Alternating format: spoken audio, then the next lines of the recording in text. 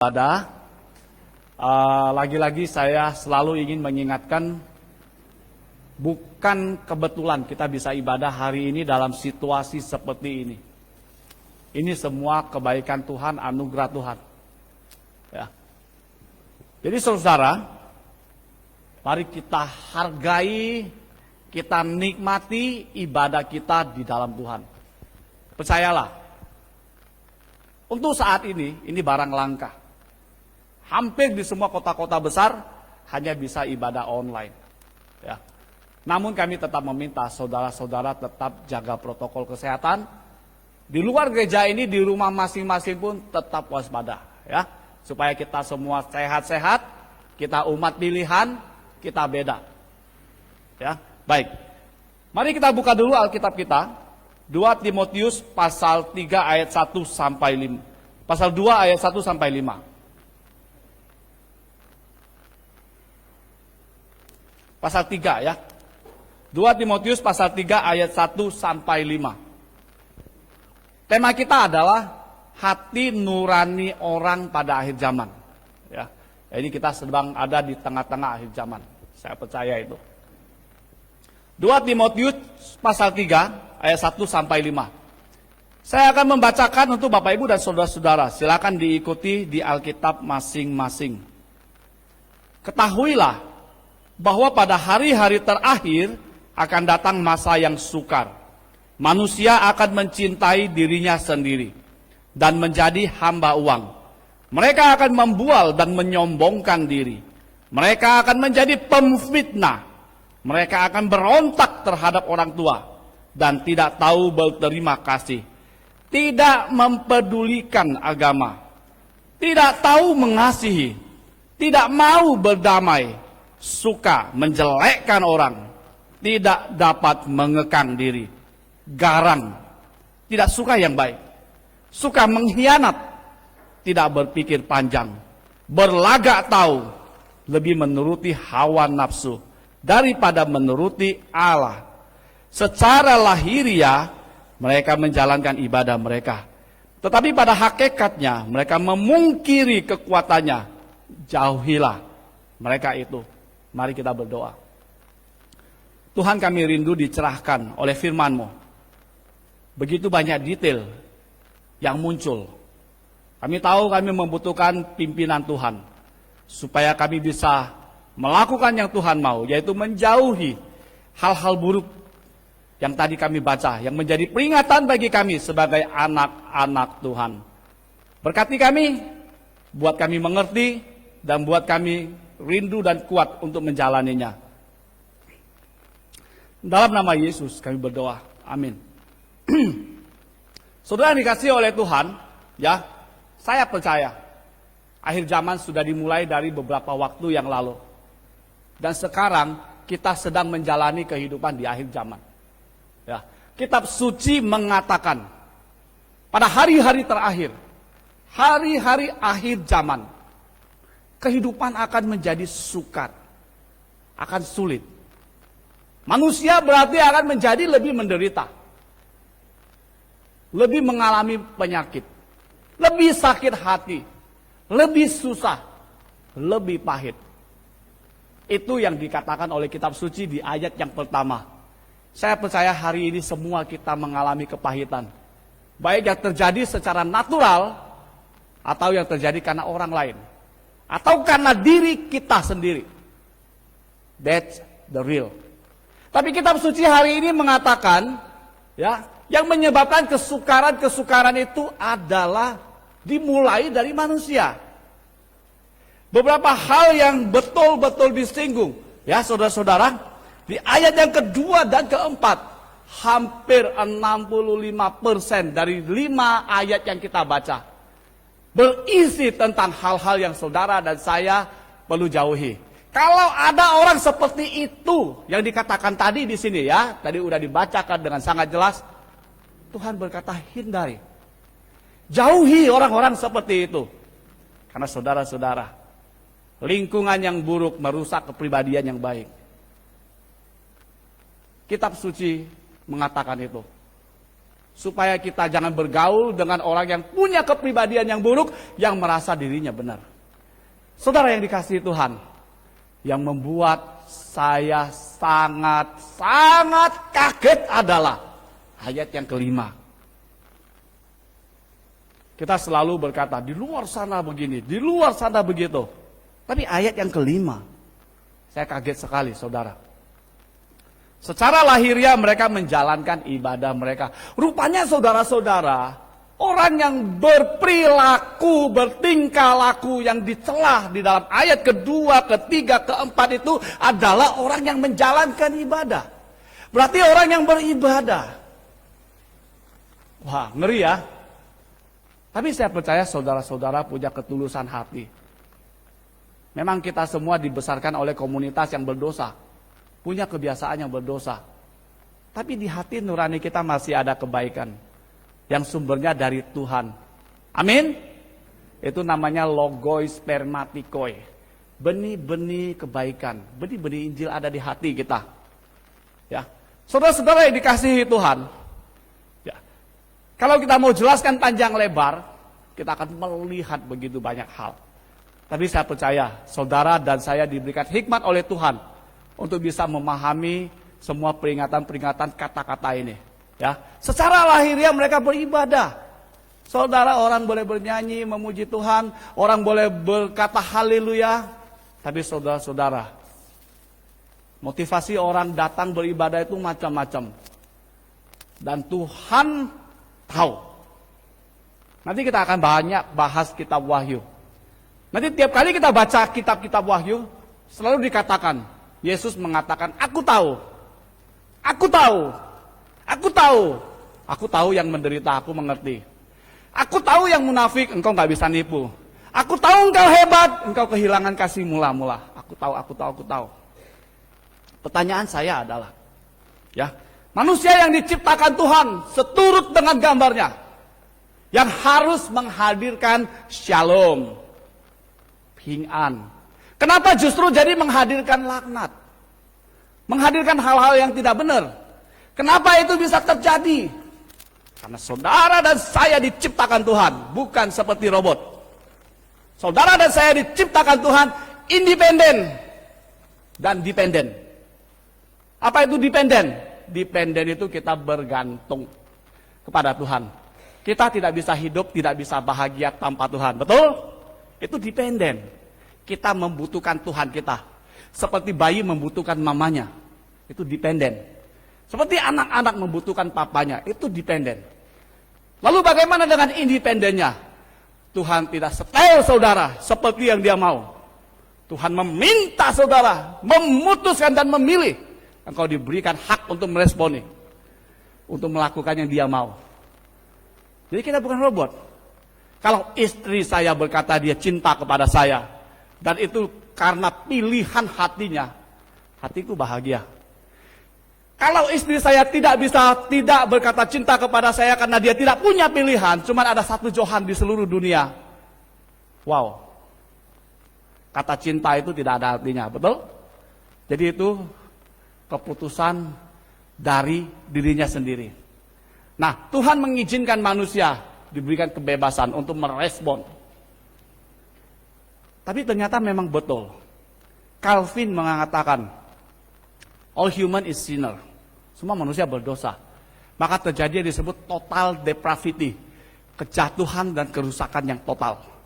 Kalau Wesleyan, orang Metodis mengatakan itu totally corrupted.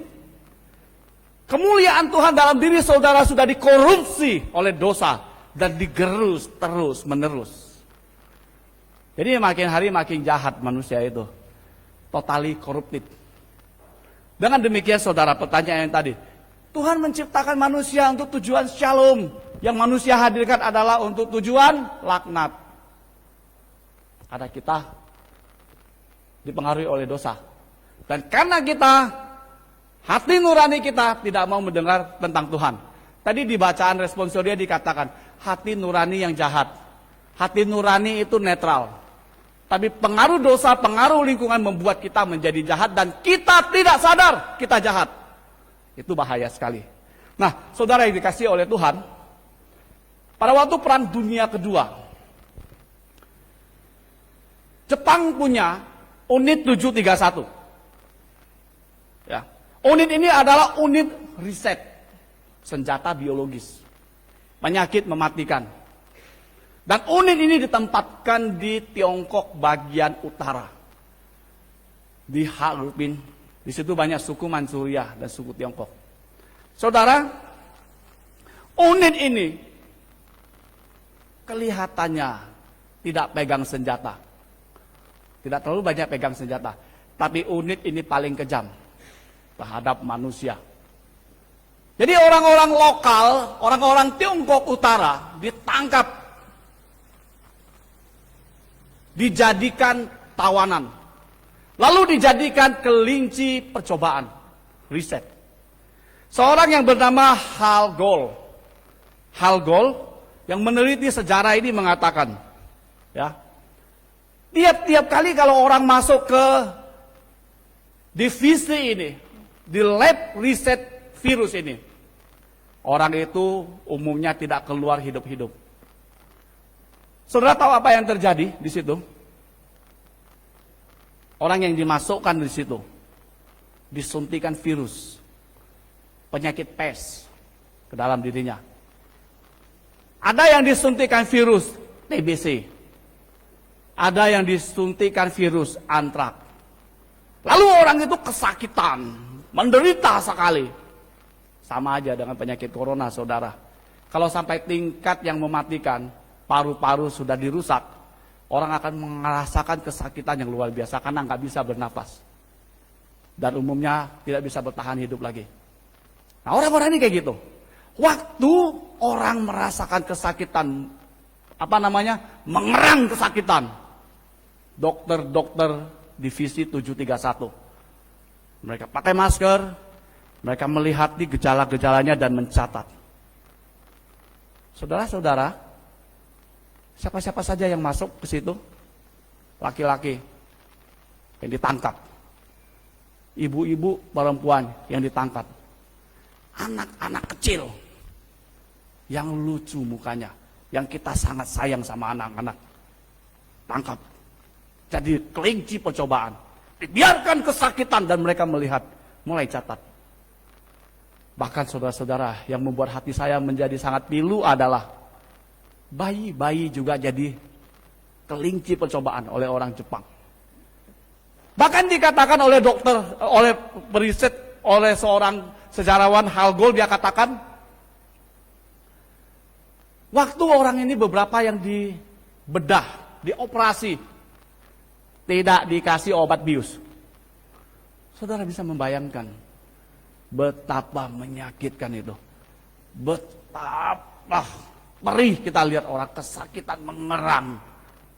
Mungkin ada yang kesakitan mengerang pingsan. Bangun lagi, mengerang lagi, pingsan lagi, sampai mati. Saudara-saudara, bisa dibayangkan betapa kejamnya. Dokter-dokter, tentara-tentara di unit 731 Jepang. Pertanyaan saya adalah, waktu mereka melihat orang kesakitan mengerang, minta ampun, bagaimana perasaan hati mereka? Saudara-saudara, saya percaya orang-orang ini hati nuraninya sudah dimatikan, sudah dibius. Melihat orang mengerang, biasa, bukan saya. Melihat orang kesakitan, lucu, bukan anak saya. Melihat orang tersiksa, mampus loh. Siapa suruh lu jadi orang Tiongkok? Saudara-saudara, kalau saudara ada di sana hari itu, saya tidak tahu bagaimana perasaanmu. Kalau saya di sana, saya akan marah sekali, walaupun saya tidak bisa apa-apa. Di mana perasaan kemanusiaan? Di mana cinta kasih? Di mana empati?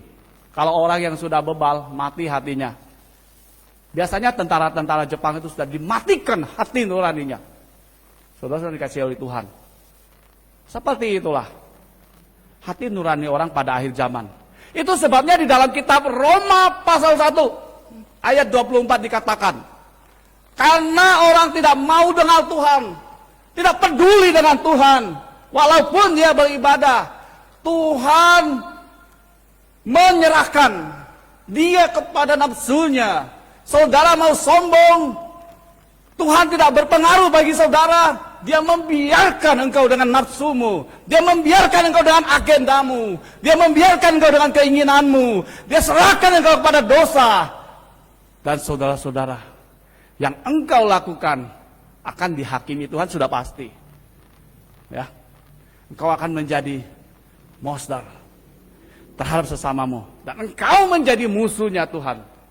Jadi saudara yang dikasihi oleh Tuhan, Kitab suci ini berulang-ulang kali mengatakan kepada kita, ketika manusia tidak mau dengar lagi suara Tuhan, hanya dengar suara hatinya, mau dia, ego dia, maka Tuhan melihat kehidupan manusia menjadi hancur, berantakan.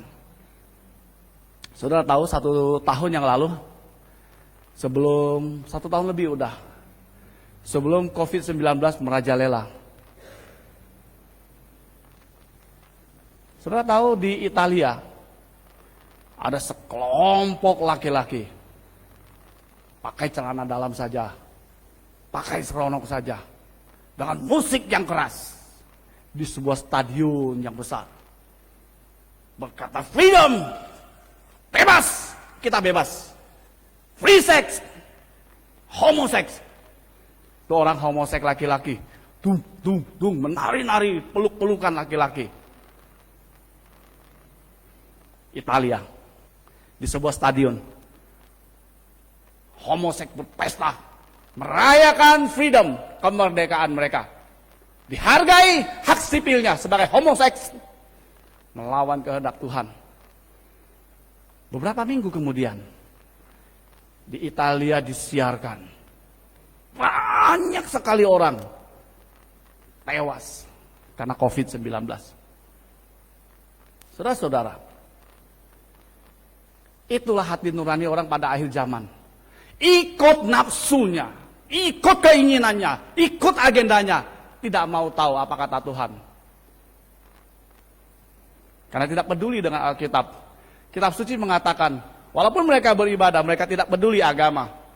Banyak itu saudara, hari ini saudara banyak artis-artis dipakai untuk khotbah barangkali, untuk nyanyi barangkali, tapi hidupnya di luar berantakan.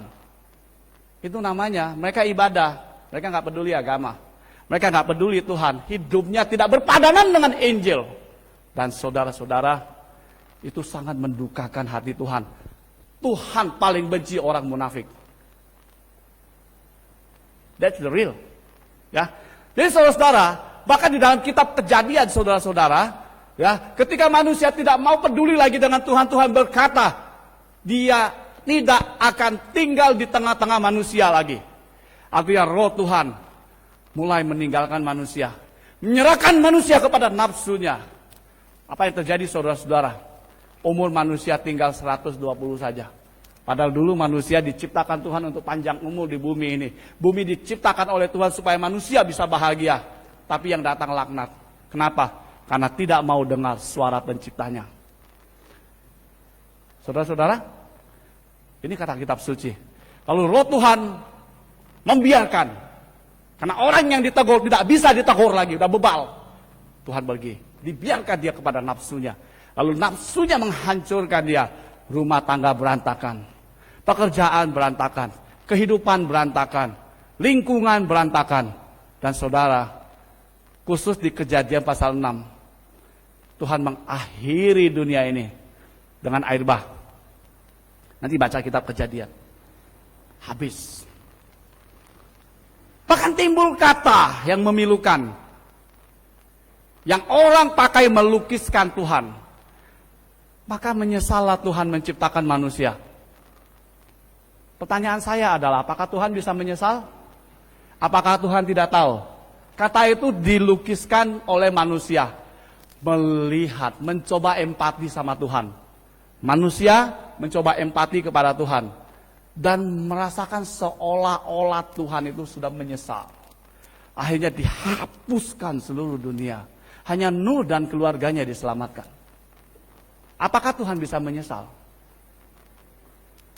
Tuhan tahu apa yang dia buat. Tuhan tahu siapa Anda dan siapa saya. Dan saya percaya, saudara orang yang mengenal Kristus, percaya kepada Kristus, takluk kepada kitab suci. Jangan buat dosa lagi. Hidup untuk Tuhan, harinya sudah dekat. Nah saudara, itulah hati nurani orang pada akhir zaman. Hati nurani yang harusnya meresponi Tuhan, yang bisa membedakan yang baik dan yang jahat menjadi bebal. Melihat yang jahat jadi baik, yang baik jadi ketinggalan zaman. Itu yang terjadi pada saat ini. Itu sudah Bapak Ibu Saudara, kita perlu dihidupkan lagi. Ya. Kita perlu dihidupkan lagi. Supaya hati nurani kita mulai cenderung lagi kepada Tuhan. Saya percaya, orang yang ditebus oleh Tuhan, disebut anak-anak Tuhan. Itu saudara dan saya. Engkau dibeli dengan harga yang mahal. Kita barang rusak yang harus dibuang. Tapi Tuhan beli dengan harga yang mahal. Seluruh dunia tidak sanggup membeli Anda untuk dikembalikan kepada Tuhan. Hanya darah Yesus. Ya, lagu itu, saudara-saudara. Seperti yang kau ingini. Bukan dengan barang fana. Kau membayar dosaku. Kau menebus diriku. Bukan dengan emas perak. Emas perak tidak bisa beli engkau untuk dikembalikan kepada Tuhan. Darah Yesus. Apa tanda-tandanya hati nuranimu sudah hidup? Yang satu, saudara-saudara, pertanyaan saya adalah untukmu dan untukku. Pernahkah saudara pernah menyesali, merasa bersalah atas dosa-dosa saudara?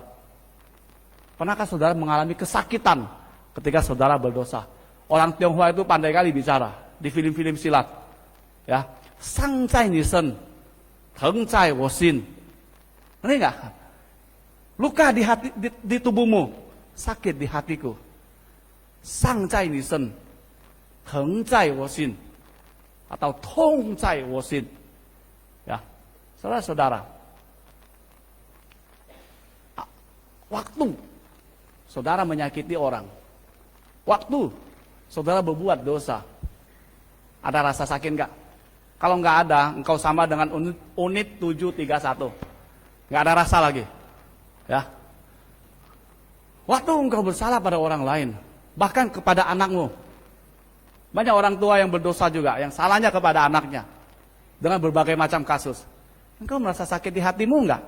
Waktu engkau tuduh anakmu dengan sembarangan, ternyata bukan dia yang buat, engkau rasa biasa-biasa saja? Kalau engkau rasa biasa-biasa saja, you are the one of unit 731. Engkau salah satu dari unit 731 yang gak punya hati lagi. Udah rusak hati nuraninya. Tapi waktu engkau salah sama orang lain, atau engkau gagal berbuat yang baik, memutuskan yang baik, rasa bersalah itu, rasa sakit hati itu menusuk-nusuk, engkau masih hidup karena engkau belum bebal. Apakah pernah menyesali dosa-dosa? Makanya tiap hari kita doa pengakuan dosa. Mudah-mudahan tiap-tiap kali banyak yang tersadar akan dosanya, minta ampun kepada Tuhan. Setelah mengaku dosa, apakah saudara merasa bersyukur? Engkau dibayar dengan harga yang mahal. Emas, perak tidak sanggup membeli engkau untuk kembali kepada Sang Penciptamu. Darah Yesus. Dan diberikan gratis. Ditumpahkan gratis untuk saudara dan saya. Itu sebabnya nanti di bulan depan kita tetap buat perjamuan kudus. Tapi tetap dengan prokes, ya. Dan jumlah kita pun tidak banyak. Supaya kita diingatkan kembali, engkau dibeli pakai darah Yesus. Kalau tidak, engkau orang kafir bagi Tuhan. Karena dibeli pakai darah Yesus, engkau panggil Tuhan, Aba ya Bapa. Apakah engkau menghargai itu? Kalau iya, berarti engkau hidup. Hati nuranimu sudah dipulihkan. Lalu yang terakhir, saudara, apakah saudara mulai meninggalkan kebiasaan-kebiasaan, perbuatan-perbuatan yang buruk? Nipu orang lah, pinjam duit gak bayar lah, pinjam gak kembali. Jangan lagi saudara, yang berlalu-berlalulah.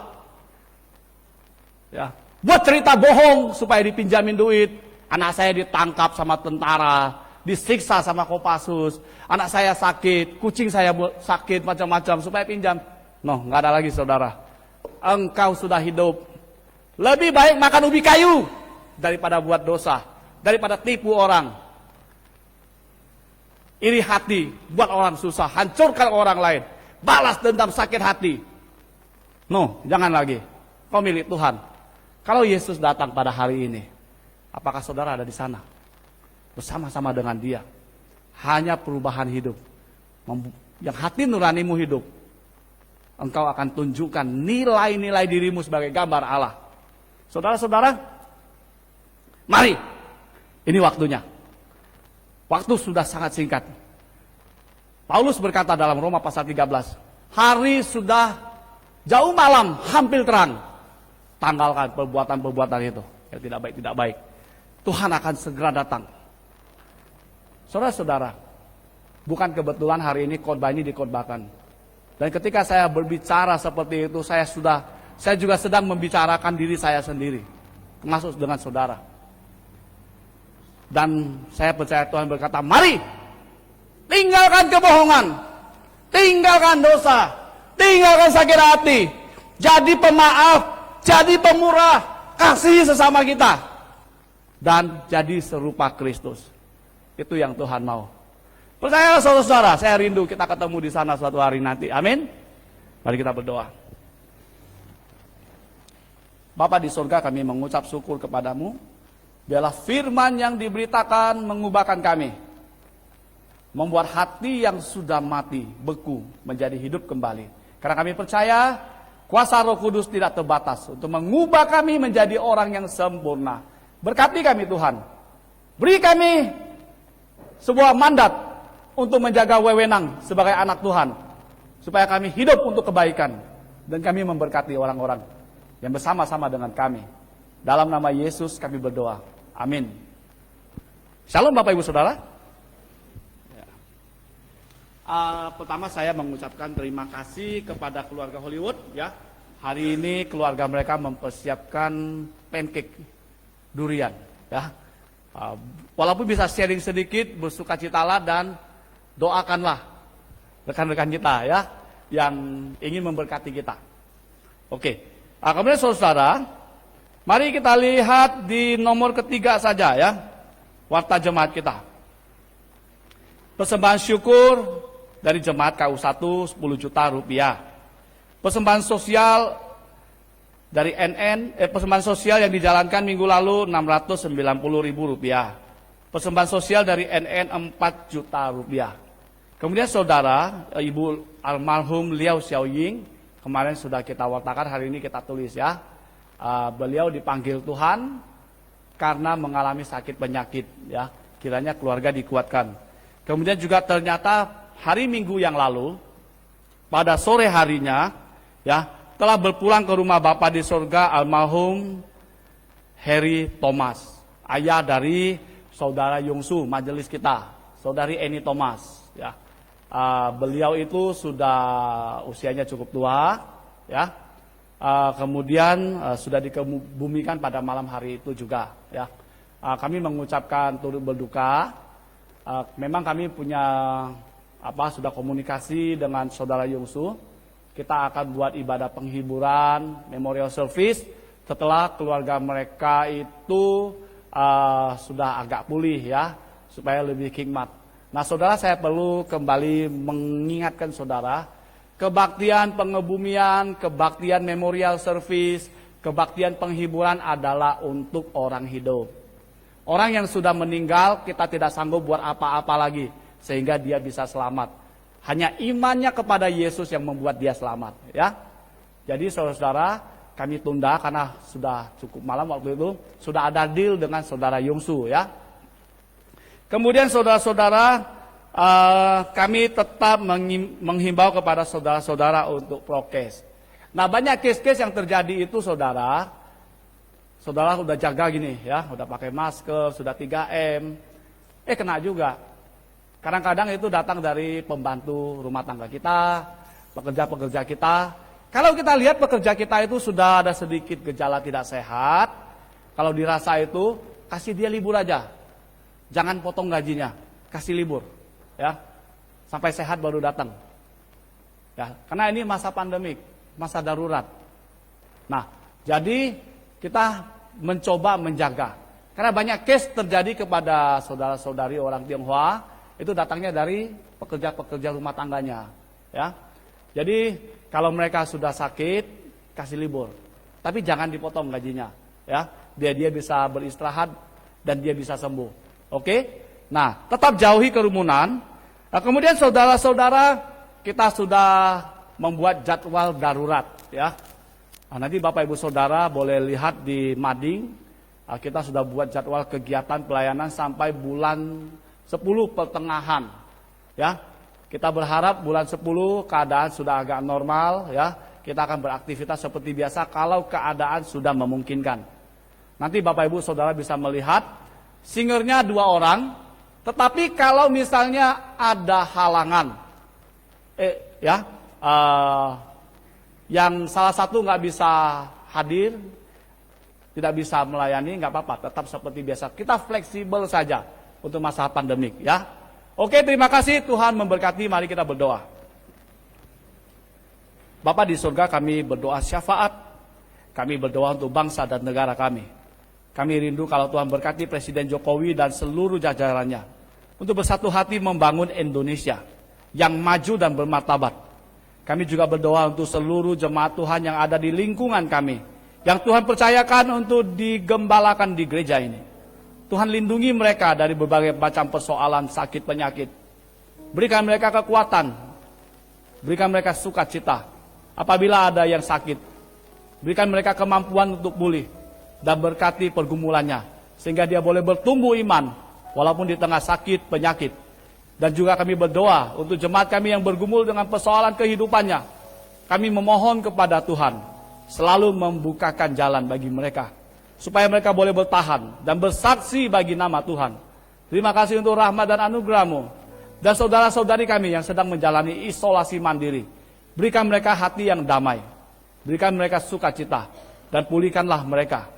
Dan biarlah Tuhan di masa-masa itu juga, Tuhan tambahkan hikmat bijaksana, supaya mereka merenungkan kebaikan Tuhan, dan supaya mereka berserah hanya kepada Tuhan saja. Terima kasih untuk rahmat dan anugerah-Mu dan banyak pergumulan dari jemaat kami di tempat ini.